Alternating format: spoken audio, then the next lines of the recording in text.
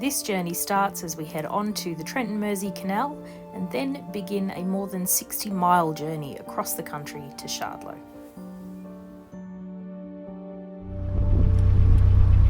When close to the start of the Trent and Mersey, something a little bit strange happens here.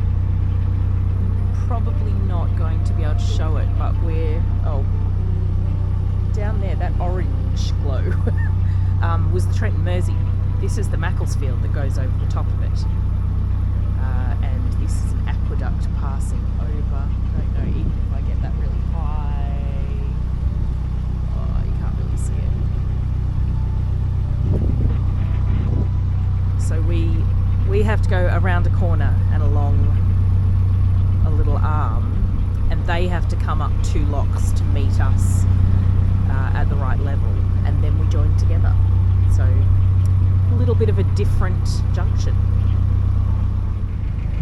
Here we are at the end of the little arm that joins us onto the Trent and Mersey, and it's warning us of sharp bends ahead, which is true. It's pretty much the intersection, and we're turning right.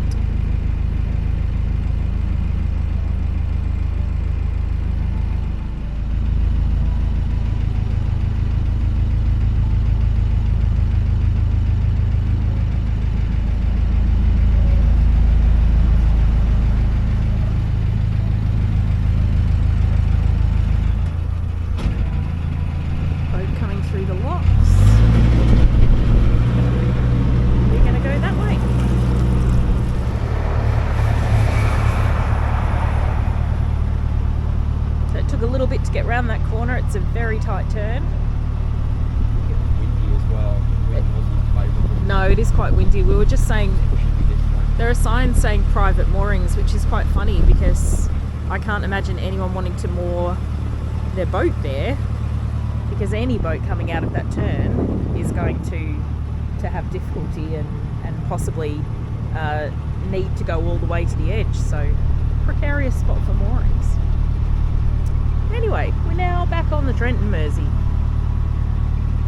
Ironically, this is again another bit that we've done before.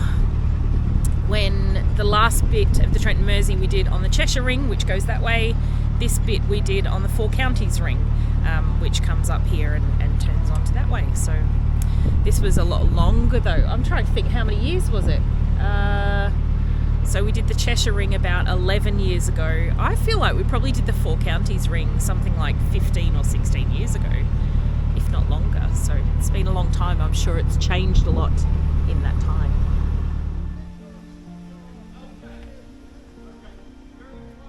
So here we are at the Harecastle Tunnel, just waiting for the Canal and River Trust staff to come over and tell us what's happening. I assume we're waiting for a boat to come out.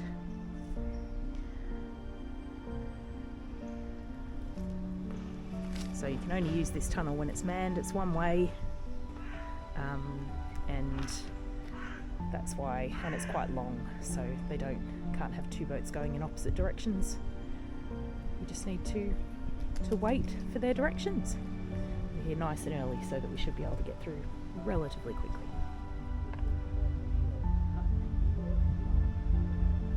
Our first boat coming out of the tunnel.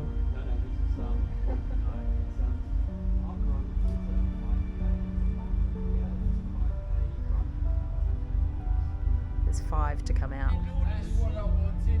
You didn't order the salt this end. I know, switched it off. It costed too much to power. All okay? Yeah. Great stuff. Have a good rest. And you. Which way you go?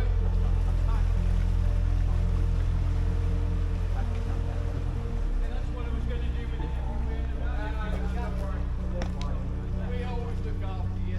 All right, buddy. See you soon. 1 out, another 4 to go.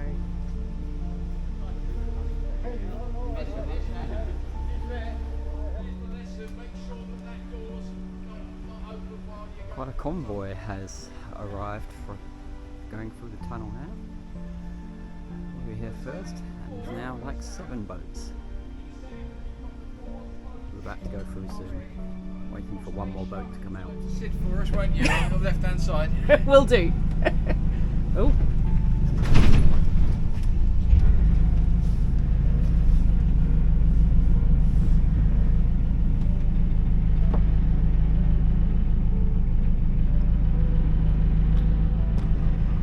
In we go.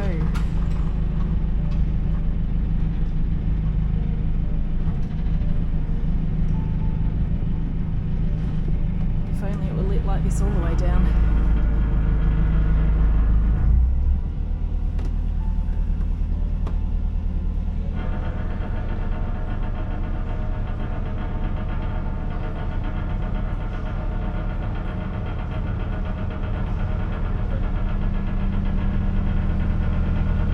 Definitely not filming all of this. It's about a 40-minute journey through, as long as we keep consistent speed.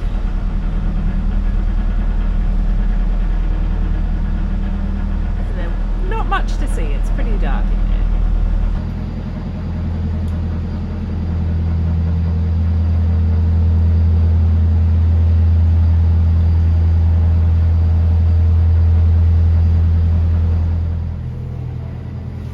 So one of the things they recommend when you're going through a tunnel is that you turn on all the lights in your boat.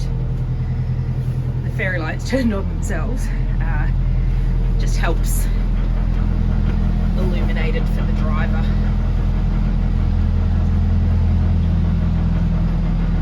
It's a little bit drippy. We've both got coats on. Gary's got his life jacket on as well.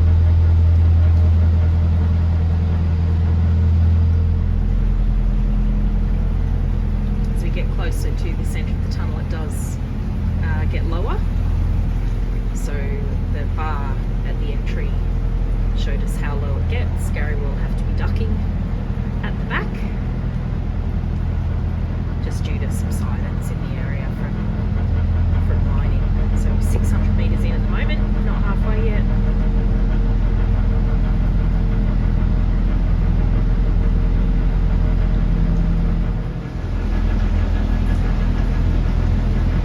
We're at the lowest point of the tunnel, which is right in the middle of it. Not that you can really tell from here, and I can't video down the other end. It's too dark. But Gary's had to duck quite a bit, but not so much that you can't see where he's going. 1200 metres, so we're nearly halfway.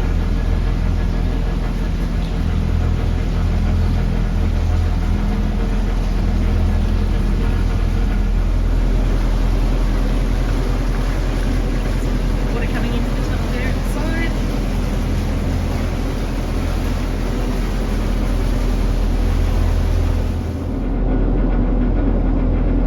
Another thing that he'd warned us is that you might see a bit of mist or a bit of what looks like smoke in the tunnel. It's not smoke, it's just the difference in temperature of the air that they're bringing in with the fans.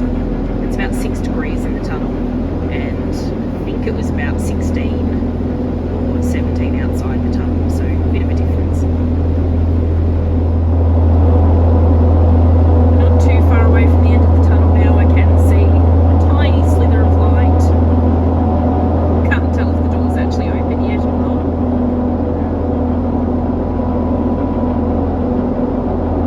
And we must be going past a marker again soon. 2,450, so we're 2.5 kilometres into the tunnel, which means we haven't got far at all to go.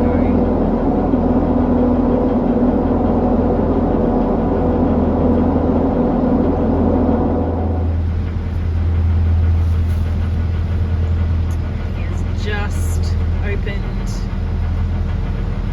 the tunnel door. Second one just opening now. We've got about 200 metres to go. So timed that perfectly. I'm not sure if they know, if they have any way of knowing that you're about to come out, other than hearing the engine noise, I guess. But we heard them coming from quite a long way off at the other end, so it's hard to tell how close they were.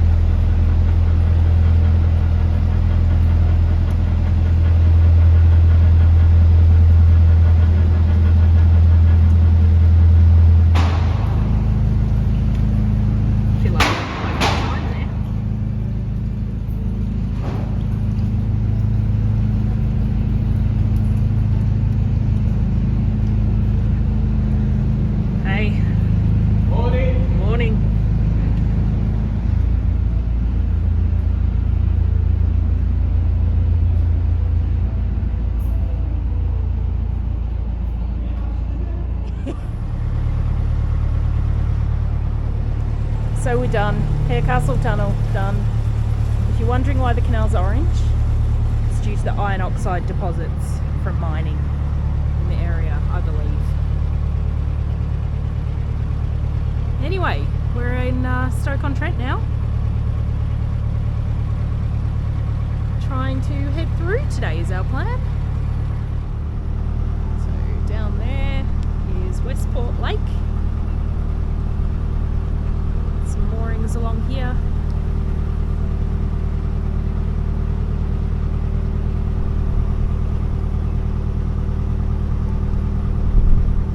Looks like a popular spot for the locals.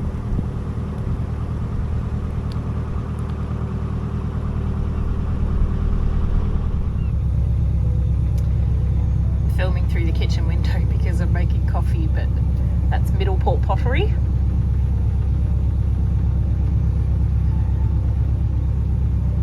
Not going to stop today, but we're thinking we might find a way to come back to it.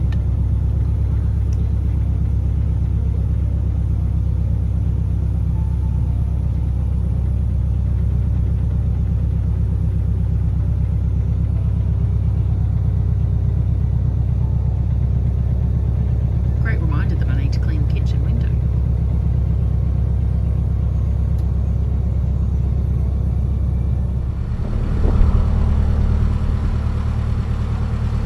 Lots of industrial buildings as you go through Stoke.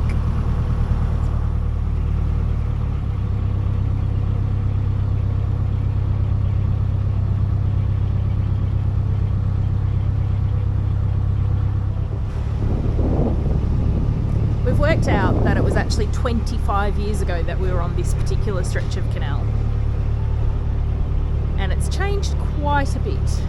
This top end of Stoke was not quite countryside, but it definitely wasn't as built up as it is now. There's obviously a lot of development going on. This is the junction of the Trent and Mersey and the Colden. It goes off that way at Etruria, and there's a museum up here as well. But we are just queuing up and waiting to go down the first lock.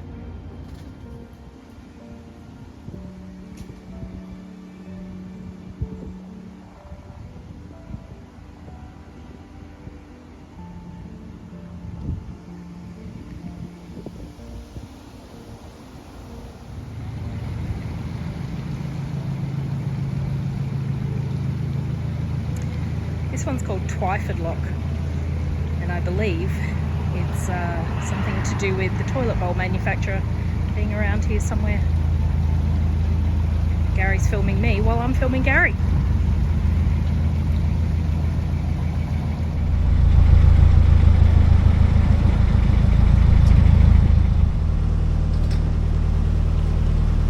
Love the way they've just kept the bottle kilns as part of the development.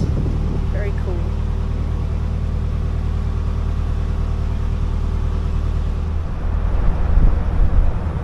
Done the Stoke locks, and now we're passing through Stoke alongside all the roads and busyness. It's a whole different world down here.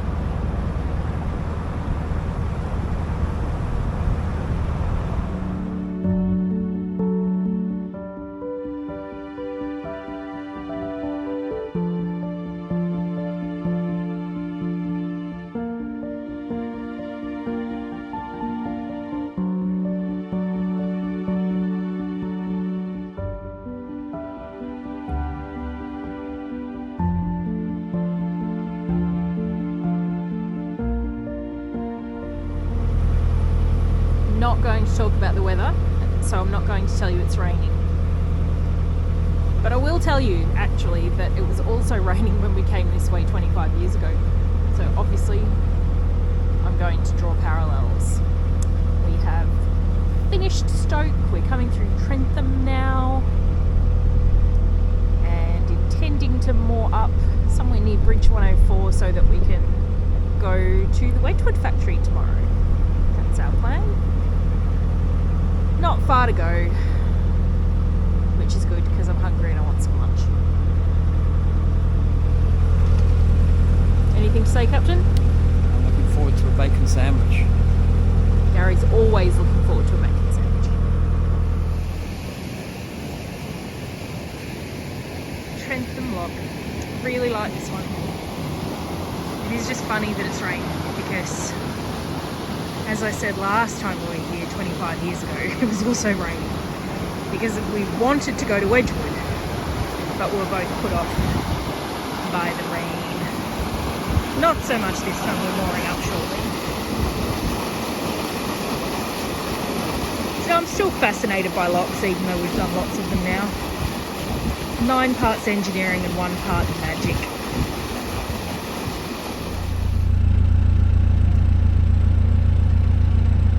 We were woken up this morning by the boat in front of us setting off. They were churning up the canal with their engine because they were stuck on the bank, and we can see why now because it looks like the canal's dropped a little bit. Luckily we didn't have any problems getting off.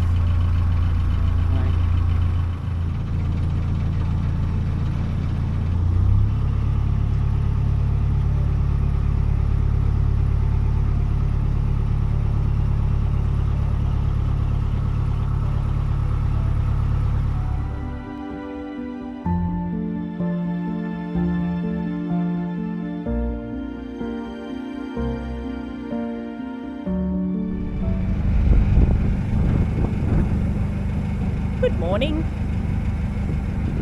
We're on our way out of Stone, where we've been for 3 nights. We liked it that much.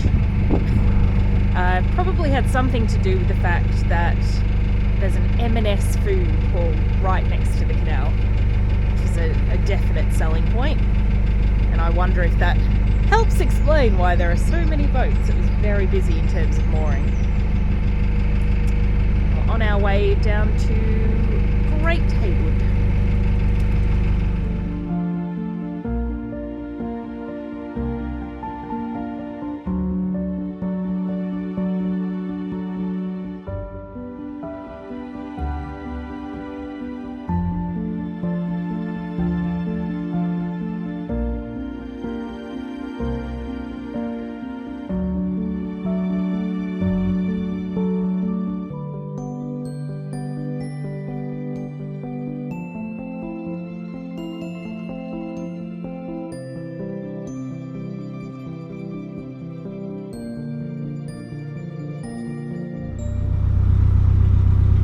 Great Haywood Marina. It's rather lovely.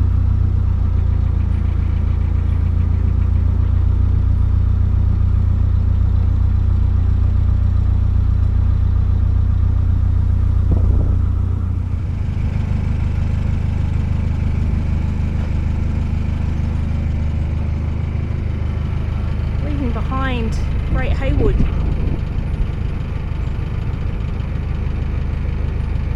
I promise we haven't moored for any more than 2 days. No.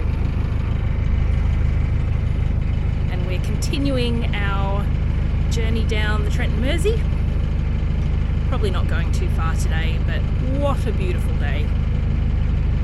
It's Monday of bank holiday, and the weather has been pretty hit and miss over the other days, but today, glorious. So nice to be out here enjoying it.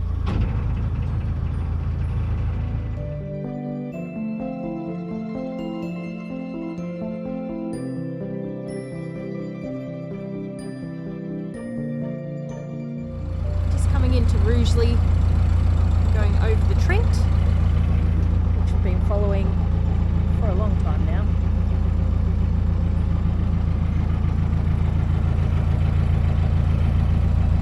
Pretty spectacular houses up there. Nice views down to the water. Our mooring at Rugeley for the night. Fairly quiet spot until the industrial bits over there started up, but that wasn't too early. Clearly quite popular too, lots of boats that we saw in both directions on our run this morning. Central town too. Yeah, it was very handy for Morrison's and Tesco. You get a choice of supermarkets.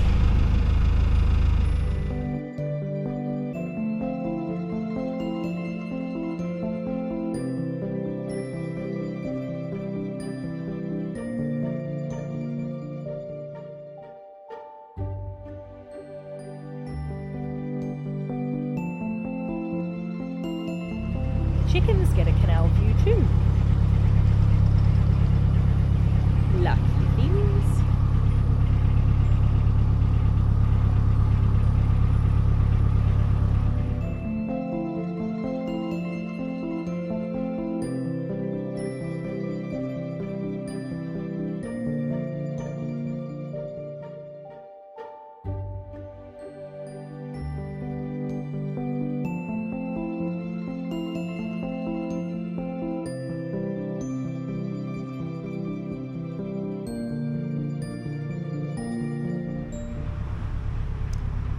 This one we're going through now is actually an opened out tunnel, so they've just taken the roof off. Still have a bridge going over, but it is still only wide enough for one boat. We had to wait for a few coming through before we could come in.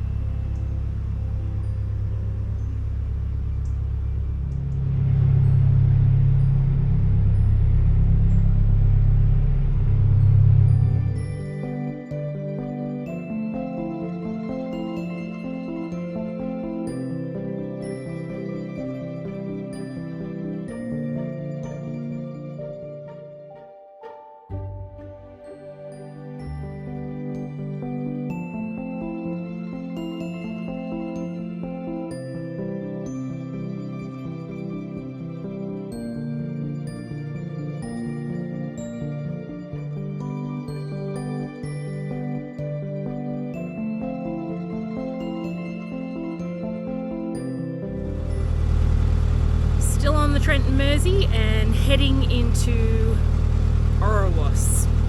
Anyone who wants to correct me on how to say that is welcome.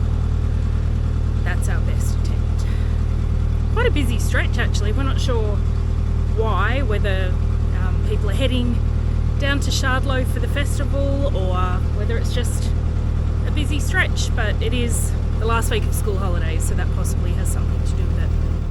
Good morning from Orawas. We've been here a couple of days. Such a beautiful little village, exactly what we thought it was going to be.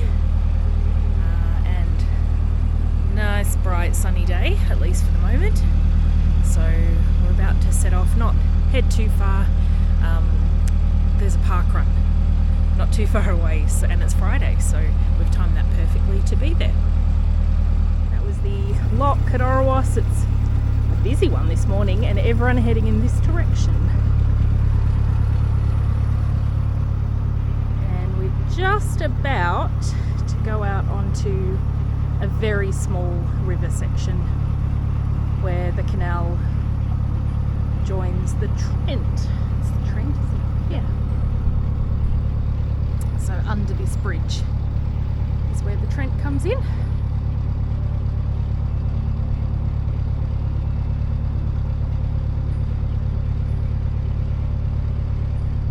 Very treacherous. Yeah, very, very treacherous.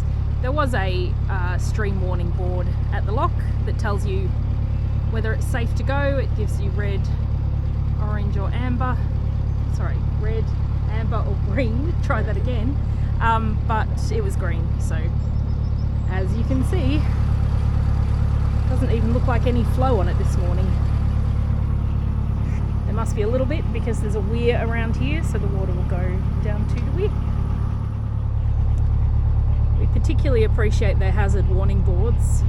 Not sure if you can see it. I'm not sure if we can see it. It's hidden by the foliage. Although it's pretty obvious where the weir is and where you shouldn't be going. We do have to keep left anyway because there's an obstruction in the middle of the channel. We're not sure what it is, but that's what we've been told.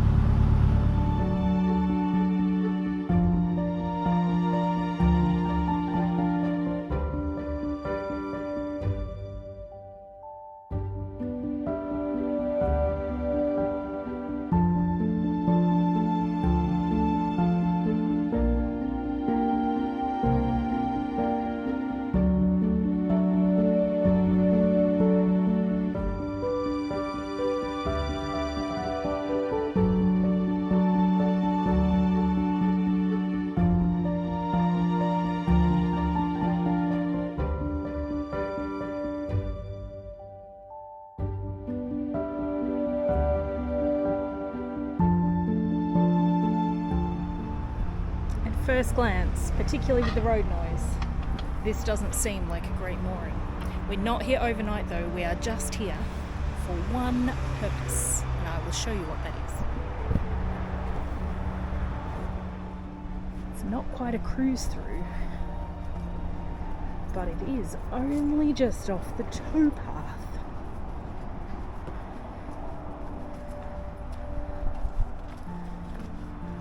To Starbucks! Perfectly timed for our morning coffee.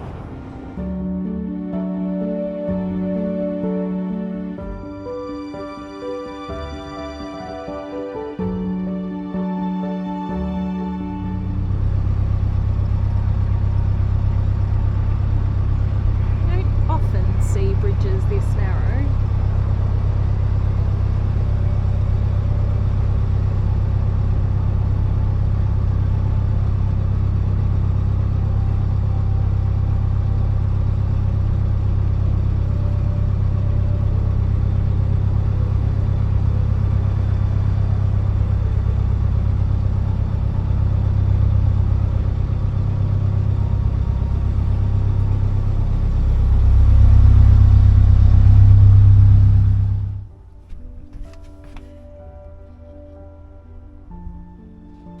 Just moored up for the day and have a swan who thinks we owe him swan tax.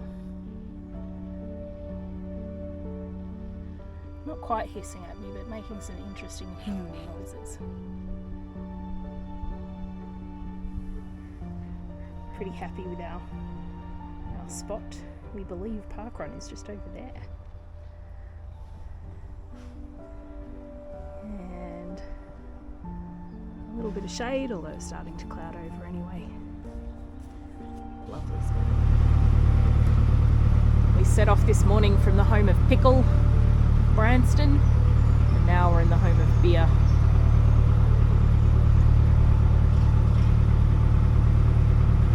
We were warned it might smell like hops, but to be honest, it just smells a bit like dog food. Or that could just be me.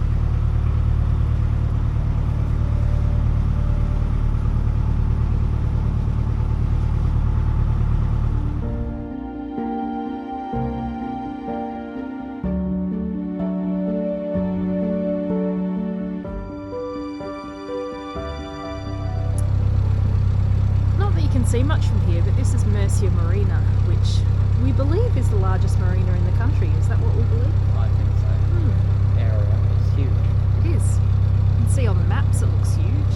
All hidden away behind trees. It is. All you can see is the little entrance to it. We are on our way to Shardlow. We keep hearing that there'll be no moorings, so we'll just wait and see when we get there. Stenson Lock, with a lovely volunteer lockkeeper who tells us that it's one of the deepest on the network. It's 12 foot 4 inches, and it felt pretty deep. I don't get to be in locks very often, but he let me because he was operating it for me.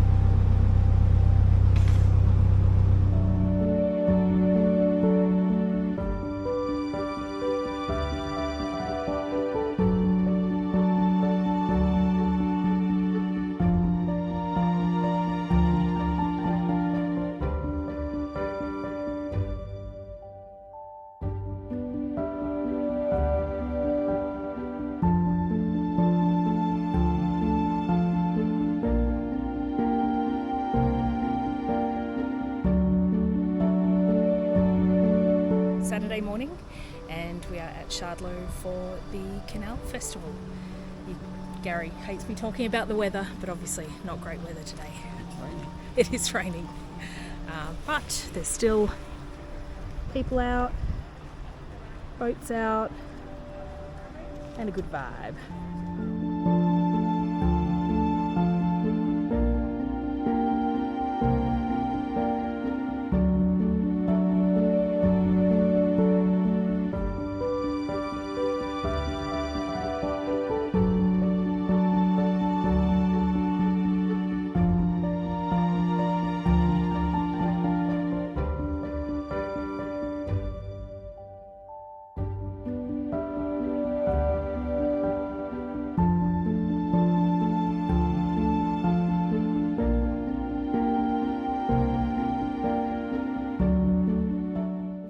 Fortunately for us, on day 2 of the festival, the sun came out and it was a much more pleasant day, and it was a great way for us to finish off our trip down the Trent and Mersey Canal.